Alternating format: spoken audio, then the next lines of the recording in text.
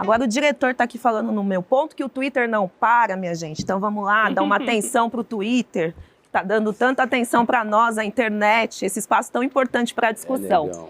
José, o Triangulando de hoje com a Thelminho, o oficial.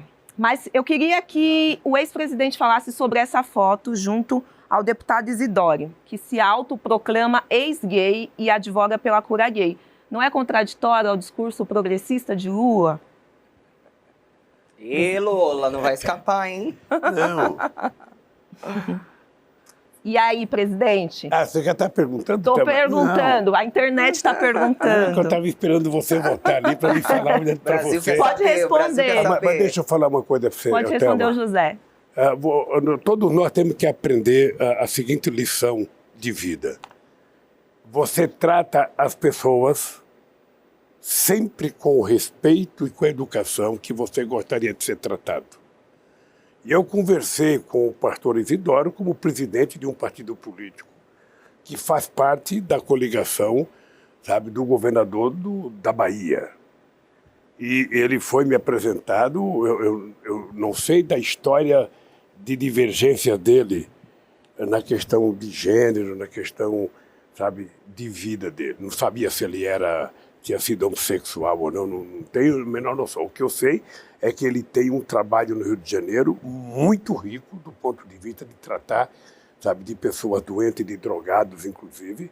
Um programa muito respeitado pelo governador Rui Costa, pelo senador Jacques Wagner, que até me convidaram para, se uma outra vez eu voltar na Bahia, eu visitar para ver que é um trabalho exemplar, sabe, que pode ser feito por pessoas de comunidades religiosas em várias outras partes do Brasil.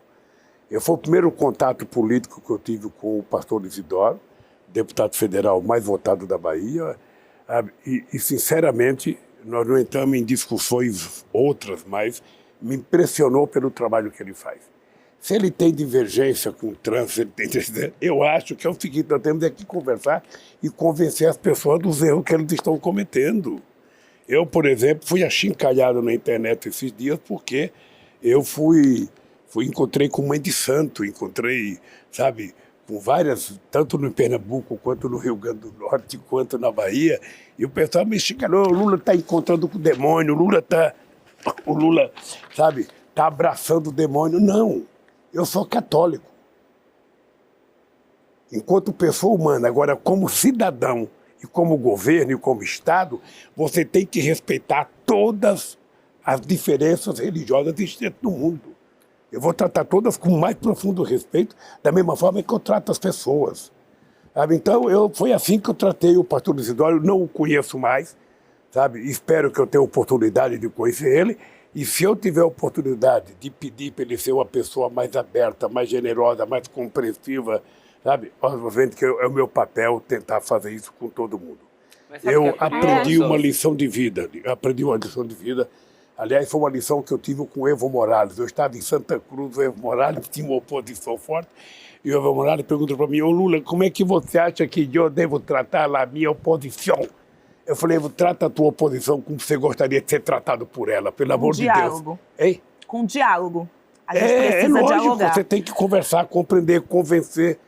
Sabe, eu fui fazer uma reunião no Rio de Janeiro uns tempos atrás, e um pastor, que é um desses famosos aí, que eu não vou citar o nome dele, que é o seguinte, o cara estava tão nervoso contra outras religiões, sobretudo a religião de matriz africana, que eu falei pro cara, você tá que nem Herodes. Você quer acabar com Jesus Cristo, sabe, porque você ficou sabendo que vai nascer uma criança que vai mudar a história da humanidade? Você tem que ter paciência e tolerância com os outros. Cada um pratica a fé que quer, cada um pratica a sua espiritualidade como deseja. Desde que isso também não intervenha no espaço do outro. Exatamente, você tem que respeitar e permitir que cada um faça aquilo que bem entende, desde que não haja interferência, sabe? Mas é justamente isso que acontece. Eu acho que é isso que nós precisamos aprender a construir no Brasil.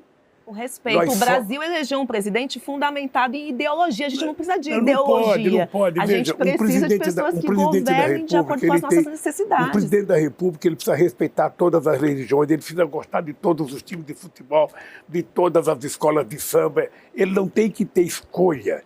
Ele tem que governar para tratar. todo mundo. Eu enfrentava muito a questão do aborto quando eu fui candidato em 82. Você não tem noção, Thelma. Não sei nem se você era nascida ainda, mas era uma loucura. Quase, eu estava 2 anos. Quando chegou um dia, a Ataída falou o seguinte: então vamos fazer o seguinte, eu sou contra o aborto. Eu, Lula, pai de família, sou contra o aborto. Agora, como chefe de Estado, eu vou tratar o aborto como uma questão de saúde pública. Exatamente. É disso que a gente precisa. É uma precisa. questão de prioridades. Eu não tenho que ficar dizendo a minha opinião pessoal. Sabe, eu tenho que dizer como é que o Estado vai tratar das pessoas. É isso que a gente precisa, de diálogo. E não só com os representantes políticos, mas com a população também. É por isso que eu comecei essa conversa com você aqui. Eu citei um congresso das conferências que eu fiz do LGBT. Porque era impensável imaginar um presidente da República, no exercício do seu mandato, e participar de um congresso com 3.000 representantes do LGBT. E é por isso que a gente tem que estabelecer outros pilares para a nossa imaginação. Porque se antes isso era impensável, hoje nós temos deputadas, hoje nós temos pessoas trans e travestis assumindo cargos políticos, hoje nós temos eu aqui, diante do Senhor, discutindo essas questões e falando, inclusive, que se diante do respeito, é preciso pensar o que significa os vínculos que se estabelecem quando você faz essa foto, quando o Senhor faz essa foto com o padre, com o Isidoro, e o que isso significa diante de todas as ações que ele já estabeleceu perante a nossa comunidade. Olinho, se eu puder dar uma contribuição para que o pastor Isidoro não tenha nenhum preconceito e nenhuma falta de respeito com vocês, eu vou fazer. E se eu puder convencer vocês a não ter com ele, eu vou fazer. É que não se trata do nosso preconceito diante dele, se trata das ações que ele tem que prejudicam a nossa vida. Estamos falando de vida. E é muito mais que preconceito. A população trans é a mais afetada, impactada. São pessoas que morrem todos os dias. As ações do pastor legitima toda a violência diante dos nossos corpos. De toda a violência e morte perante os nossos corpos. E se a gente se compromete a mudar esse design global da violência, a gente tem que mudar também a partir da gente. Mas é por isso que nós precisamos fazer com ele aquilo que nós não queremos que ele faça conosco. Ou seja, nós temos que discutir, nós temos que convencê-lo do equívoco. Li, eu fui candidato em 2002. Eu deparei na antevéspera da eleição com um jornal me chamando de demônio. 1 milhão de cópias de jornal distribuídas na semana da eleição. Lula, o demo. Sabe? Eu, ao invés de ficar... Agora imagina quantas travestis são chamadas de demônio e de coisas muito piores cotidianamente. Nós já não temos o direito à humanização. Nós estamos lutando para ter o direito a ser enxergadas enquanto humanas. Nós já somos os demônios e os monstros cotidianamente. Mas você há de convir que a sociedade ela vinha ganhando impulsos muito grandes para que a gente compreendesse a diversidade nesse país. O que aconteceu é que, a partir de 2018, aconteceu uma anomalia no país. Uma anomalia, me parece que um hecatombe, sabe, tomou conta desse país e a gente elegeu o ódio. A gente elegeu a ignorância. A gente elegeu a brutalidade. A gente elegeu um povo que prefere dar arma do que dar livro, que prefere falar em ódio do que falar em amor, de que prefere falar em guerra do que em paz. É isso que nós estamos vivendo agora. Mas sabe por que isso acontece? Agora, como é que a gente vence isso? Debatendo. Debatendo. Fazendo isso que a gente está fazendo agora. Exato. E não podemos ter medo do conflito, do atrito e também de poder estar erradas.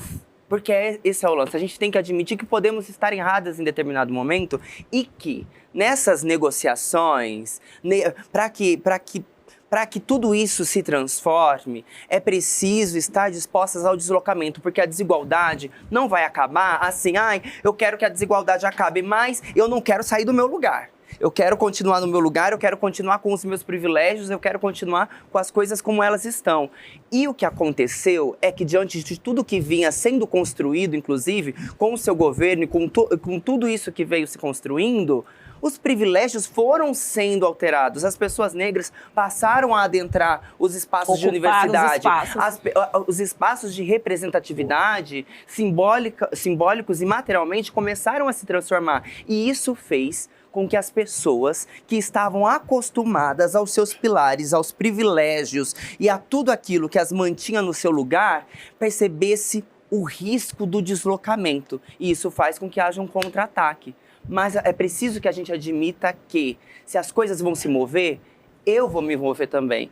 Todas nós vamos nos mover e precisamos ter aí um compromisso de responsabilidade e responsabilização social. E esse contra-ataque muitas vezes mata, porque quando a gente se sente representado lá dentro, por exemplo, com a Marielle, que eu peço licença aqui em falar dela novamente para a família dela, mas é importante falar, eles nos calam da forma como calaram a Marielle. Entendeu? Então a gente precisa de representatividade e precisa de um Estado democrático que não nos calem, que não nos matem, que não matem a população trans. Às vezes não é nem uma questão de lei, porque às vezes a gente aprova a lei e a lei não muda. E a lei não é cumprida. Eu sancionei a Lei Maria da Penha.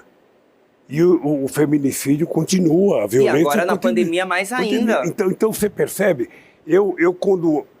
por que você acha que eu instituí o ensino africano da história da África no Brasil? Para ver se eu acabava com o preconceito. Porque não basta você estar na lei, sabe que o preconceito é um crime inafiançável.